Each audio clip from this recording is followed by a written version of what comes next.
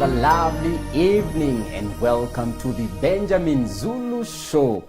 Yes, this is where we come and we say things as they are. We don't beat around the bush. And the man himself, the coach, Benjamin Zulu, is all set for you. And we want to talk about the small foxes that makes good girls remain unmarried. Remember, you have said good girls. So they're not bad. They are very good, nice girls. They have principles. They have goals. They have objectives and vision in this life. But they remain unmarried. What are some of these small foxes that will make them miss that Mr. Right? Benjamin Zulu is set for you. How are you, sir? Hey, how are you? Good. You're looking good. Thank you. You too. Yeah, I like the rhyme. Yes. Now, we are discussing the girls who it seems unfair when they have behaved right and things don't turn out right. Yeah. You know, people have been having this slogan that life has no balance, and I keep asking them, where are you coming from? Who had promised the balance? You're complaining about something nobody guaranteed you about. This life, you don't get what you deserve. You don't get what you need. In fact, you don't get something because everybody can see you want it. You get what you earn, what you fight for. You must go for it. Yes. The period of captivity ended and captivity continued. Until Daniel said, hey guys, the 70 years are gone. When I read somewhere we are supposed to be back now. Yeah. It is him who started the process, and guys returned back because even when doors open, you can still sit outside there.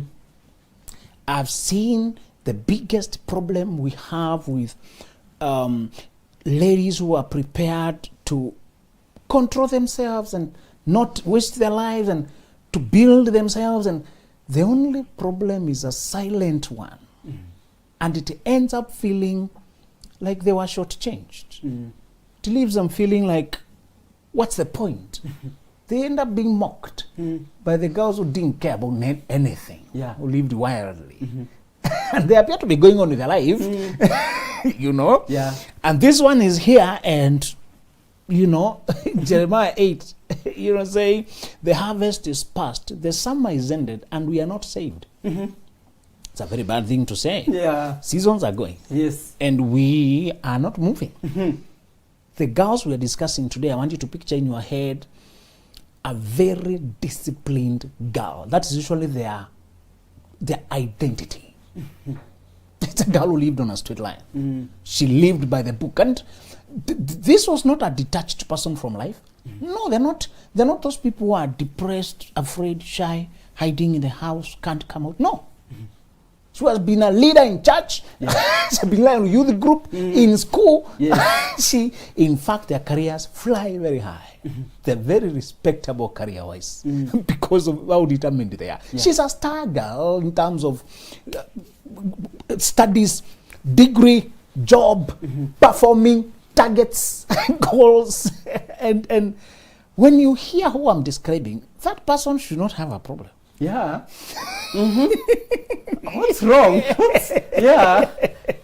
You know? But let me tell you, I kept bumping into them. And it's baffling when you find she's 35 and virgin or 40 and living a very celibate life. They have laid hold of their feelings. Some may have slipped here and there, sometime in 20s or sometime. But the kind of girls you're describing today, hardly ever do I find them with anything. Not even a child, not a man. They don't have the wild face of 20s, these 19 to 24 who do a lot of awkward things. These girls don't have that. Their mentors were their parents. Wow. When they're not in school, they were at home. You know that kind of girl? Yeah. When they're not in school? They are with the parents. They're doing the chores. And they will advise you about life. And their advice works. Yes. My friend, they will mentor you. Yes. They will, and they always have some reserve. They will coach you and give you some fare. Wamejipanga. They're generous. Yes. They're caring. They are concerned about people's work. In fact, when you meet, it's always about asking about you. Yeah. And what you're doing. And how is life. But even you get concerned because how is our mom? She has a lot of people calling her mom. She's a mentor to many people. Yeah. So, and as time goes and goes and goes, Yes. many of them don't even marry in their 20s. They marry very late. And I'm here to tell them why they're being bypassed. Many of them hope that the time will come and it will happen because I've done right. Yeah. And their cardinal sins, the gap in their makeup is only 2. And they're hardly spoken about. And when I try to teach them, I struggled. Some problems are so small and so deep. Yeah. Small, so deep. It's like a stump of a tree. It's not that tall and threatening. But it's only near the ground. But when you hit your foot again, it's deep. It's very deep. It's very rigid. One of the biggest problems I saw in them is lack of class. Lack of class. Class, yes. They have money, they have a nice job, but they don't have a class. They came from a point of humility, they came from a point of simplicity. They emerged where being selfless was the thing. Someone is coming to my mind. You know, selfless and not being flashy. Just, there's no point of being extravagant.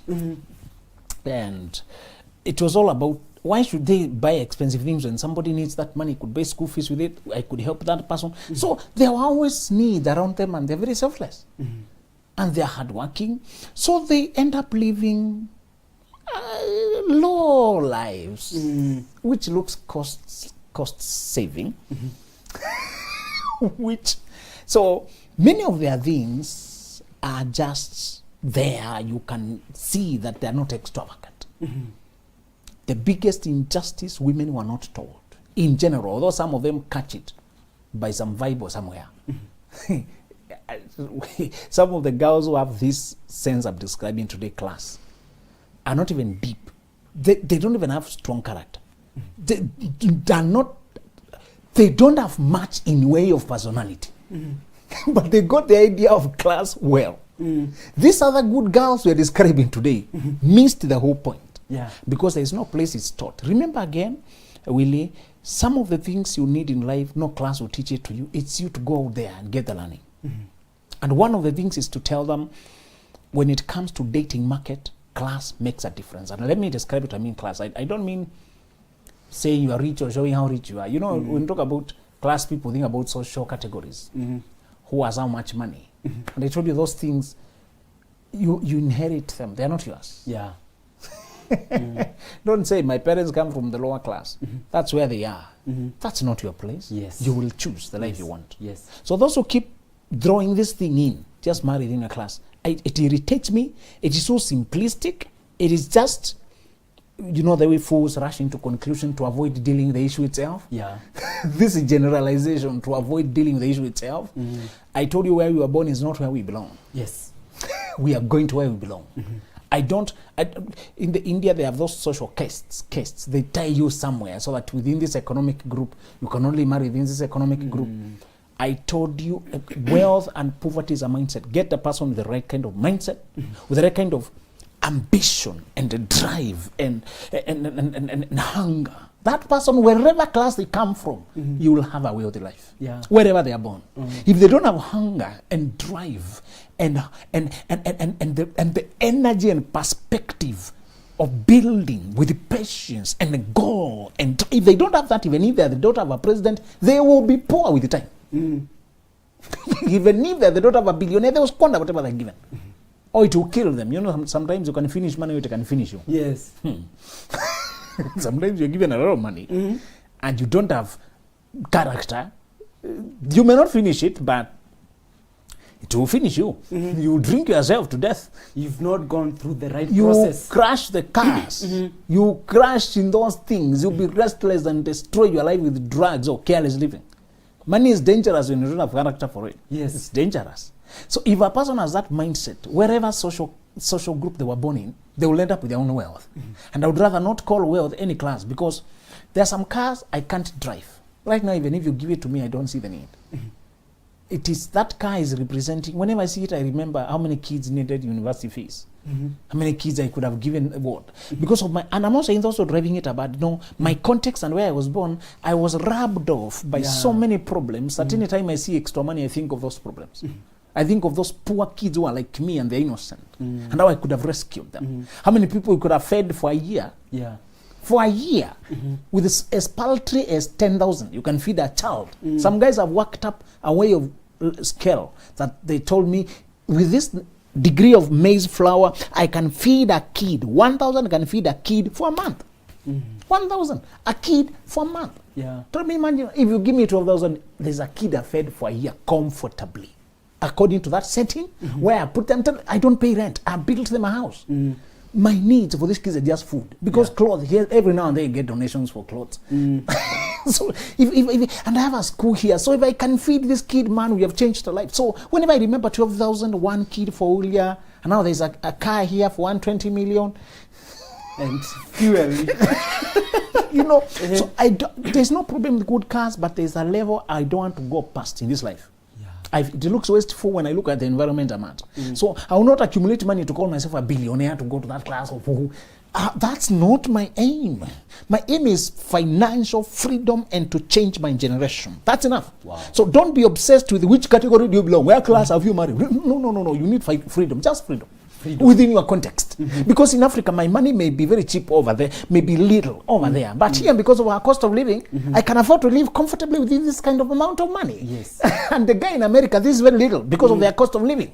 So let's not fight over social classes. Think about financial freedom.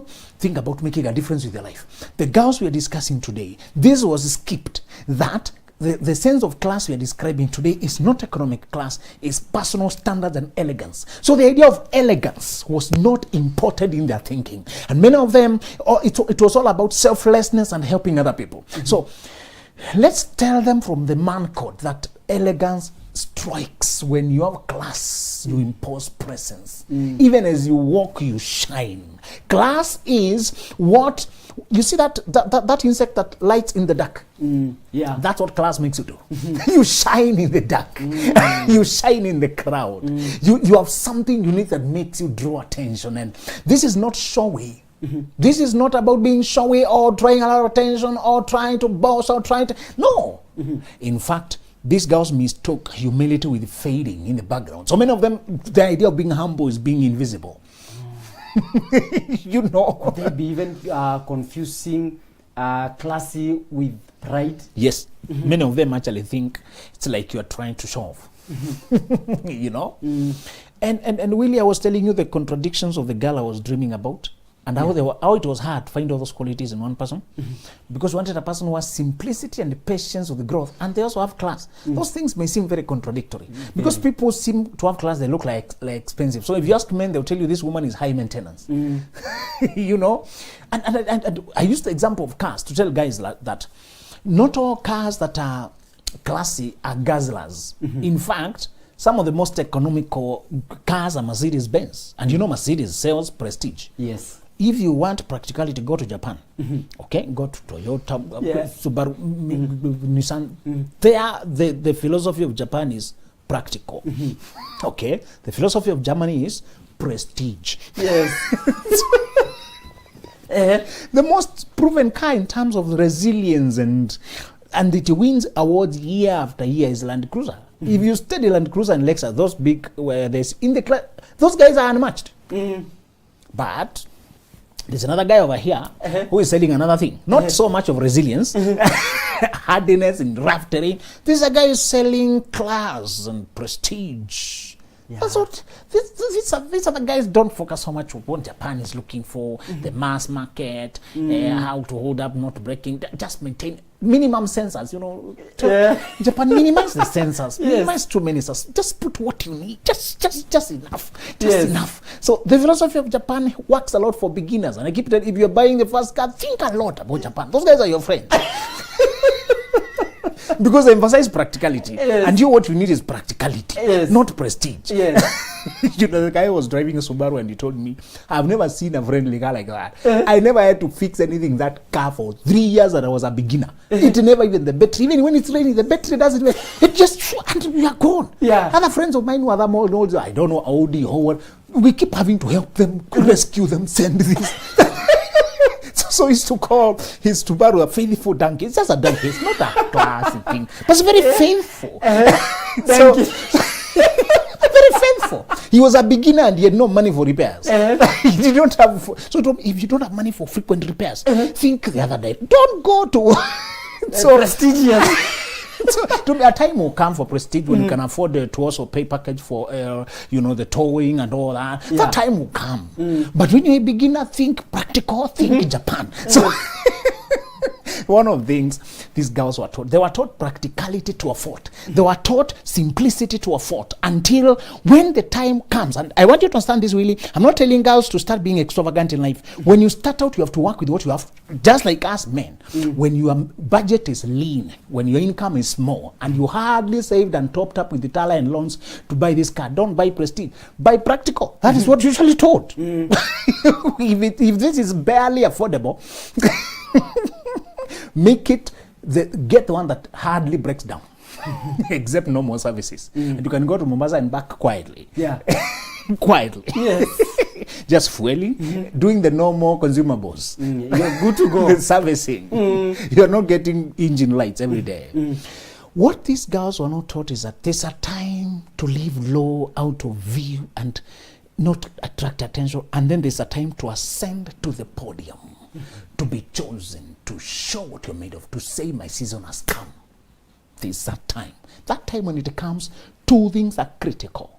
Two things are critical. High degree of confidence in handling the attention that you get when you step to the podium, and all the equipment and turning on of your energy as a girl. So when I meet these girls, all of them are just dull. In fact, many of them, I've had to teach them a simple thing like doing a makeup on your face. Many of them swear that they are natural. Yes. That they don't do anything, they just like it natural, just leave their hair there. The face looks dry, the lips are cracked, or they just use lip gloss, something invisible. And they're just there and they're asking, where are the good men? And she's just there, flat. And you're wondering, even me, I can't see you. You know? There's that energy you're supposed to turn on. To appear. I keep reminding them, men don't date independent, powerful women. That's not a compliment in dating. It's a threat. Anytime you're being called independent and powerful, you are a threat to this man. That's not a selling point. Men date a woman who needs them. Not the one who is collapsing or in crisis, but a woman who he can see his space in her life. So instead of being independent and powerful, he's supposed to be called resilient and interdependent team player. All right? You're resilient. When things happen, you can rise from them. But you're also interdependent. You're a team player. You have a space for working with someone. Yes. That is the right compliment. Not boss lady, not high powered, not CEO, no, dependent. No. And you are not a dependent or needy who needs rescue. Yes. That's an immature person who has not developed themselves. You've developed yourself, you're driving, whatever you're driving, you're not hiding your life. But you're relational, you're warm, you are open. You don't shy asking for help, and you're not fighting and aggressive. These girls should know this first thing. When the season comes for dating, you have to do something your mom might never have instilled. That is, now come up to the class of elegance, attractiveness, striking, charming, glowing. You do all that by upgrading your dressing, all of it. All of it. Many of them clothes were just for working. They look like working women. They never look like a dating girl. The girl is attractive. And they should learn the art of romance. Romance is playful and suggestive and present and easygoing and inviting. The psychology of romance is not, okay, so we are here. What were we here to do? Agenda number 1. Many of them are very focused and point number 2, point number 3, and professional and strict to the point. And Or they're just laid back and they hardly talk. They see the point, but they let the other guys have their way. That energy will get you bypassed. Because you're not open. You are not up here where selections are happening. Remind them this. Back in the day, how dating used to happen, it would be a party or a place where guys are gathered to dance, to sing. Then all the girls who are available in season, they step up the podium. And the guys over here choose them from there. They go talk to this one agrees, goes down with you. Dating, you climb up the podium. Guys see you, choose you. Psychologically, you must climb up, step up, come up, lift your energy, lift your dressing, lift your visibility, lift your presence. That's the good girls gap. The biggest gap I've seen is that they do not know what to change. A season comes and they say, now I'm open if I meet someone. No, I must meet someone. Yes. It's you to proactively go for it. Now, the second problem, I've told you there are only two big gaps, very glaring and very difficult to deal with. Yeah. The second problem is related and it concerns being very traditional. These girls were mentored by women of other generation and they came here with the cultures of that generation. They continue living the past. They copy-paste their mothers, yet their mothers were in a different generation. Yes. In fact, many of their dressings, you can see, this is just a smaller size of what mom is wearing. They still wear bikers. Those long bikers that she's seated and you see it here. Yes. Biker shorts were shorts that were meant for biking, really, for cycling, to avoid wind resistance and all that. Yeah. Later on, they were applied for children, school-going children, girls, because they're wearing dresses and they keep jumping around and sitting funny. So it's an additional cover. Yeah. It was put inside. Yeah. They would also use it for sports. So it was a dressing for a child for a necessity. But now, because this girl used to be dressed that way by the mother, she thinks she was not told at what point to retire. So you see her, and you see them walking on the road looking very clumsy. Because some of them will tell you that when you are walking, sometimes your legs rub. So they wear something to help to reduce the friction and the discomfort of walking. But that kind of short for avoiding friction is supposed to be just short enough for where the friction is happening. But the ones they're wearing are the ones they used to wear in school. Long and funny, looking weird. And you know, many of them, there's no place where this elegance is being taught until you go for it yourself. Some of them, their mothers used to wear petticoats that in a smaller dress inside the dress. So many of them, their mothers were not doing makeup. Their mothers used to, you see a copy paste of the tradition, a direct copy paste. And because that's how she used to be to make the mom proud and the people proud, and she has carried that on. And you're wondering, are you in this city? Where are you living? You look at her, especially those who are situated, job workstation is up country. That culture now becomes a curse. Because up country, they are around those mothers. Yes. Those are the people they are around. Imagine when you walk to a staff room or to the workstation, all people are older than you by 10, 20 years. What are they judging you by? Their standards. The same voice you used to hear with your mother. True. You try to wear a fitting outfit. Now you're dressed like a prostitute. Now you're trying to snatch their husbands. You do your hair nice. Oh, there's a date today. You try to do anything. The energy that is directed at you is very bad. So to keep peace, she aligned with whatever is acceptable there. Yeah. You know, and also work among men. The IT, the engineers. When you work among men, the standards of men is not that. So if you're not careful, they friend zone you and you get assimilated to their energy. So your femininity gets disappeared. You just wear an apron, an overall, anything, just hoodie, or just eating, snacking. So you become like, hey, yo, what's up? So you become like a man. Your energy... Your energy disappears. You are all about trousers, and there's no problem with trousers. But some people, they forget the touch of the feminine outfits that are uniquely feminine. So they just begin to wear baggy things. Next time, I want you to look, next time you appear anywhere where ladies are meeting in church or whatever place, look at how many are wearing baggy male-like trousers, just walking around absent-minded, and he's hoping somebody sees her like a lady. And looking just all neglected. So that aspect of tradition, maintaining hand and down ways of life that kept them in a triangle. These girls, look at their profile picture, it was changed 10 years ago. Exactly what the mother lives like. She hardly posts anything. And all her clothes are oversized. They have creases, folds all over. Even a straight dress has folds. It's not even fitting. Because that fittingness was wrong in that culture. You know? And then you try to struggle. This person has money, has everything. Their mind is held up elsewhere in another culture. So what happens? Because of dressing this way, in a way that is kind of ushamba back there, they end up attracting another kind of people other than who they really are. Follow this. Because the final disappointment of not being yourself is that you attract people who don't fit yourself. Okay, let's repeat that. How you present yourself puts out an energy that attracts those kind of people. Okay, and you presented a false image of yourself. Like you're that old traditional girl. But actually, you are modern, you have a good job, you have a good car. So these people come thinking you are that class level. When they hear all you really are, what you earn, where you work, they are intimidated, they are shocked, they run. They run away. So these guys, so these girls have this. I think I intimidate men a lot. Which men?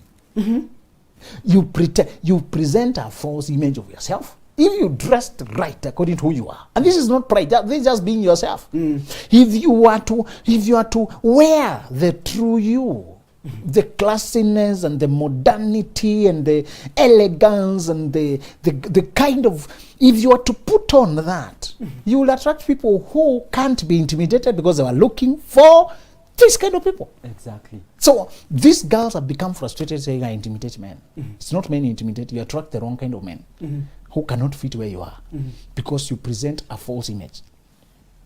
Listen, the solution to these girls, if years are going and you keep waiting and nothing happens, some of them put a very short, very feeble effort at dating.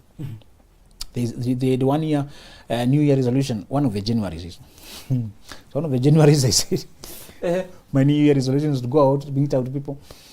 And they try once, they meet very dysfunctional people, 2 or 3 of them. And they say, if this is the kind of men that are there, they retreat back to their cocoon. But the frustration goes on. The frustration continues.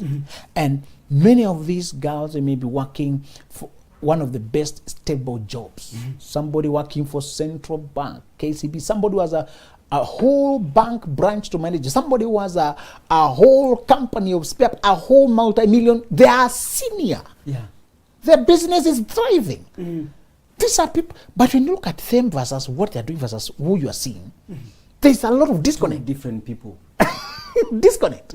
Because they look like they are casual workers. You know? And there's no problem being a casual worker as long as they're stepping stone to where you're going.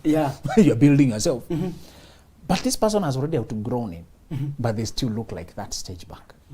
The solution is to tell them, your obstacles are mental. There's a lady who wrote a book called The Mountain Is You. And the mountain for these girls is them. They are good, they are well behaved, but for 2 things. For not knowing how to switch off, to switch on, to step up the podium, to turn on the class, the striking beauty, the attraction, the romantic vibe, the girl, the playful girl, the outstanding, the shining. For not knowing how to bring that out.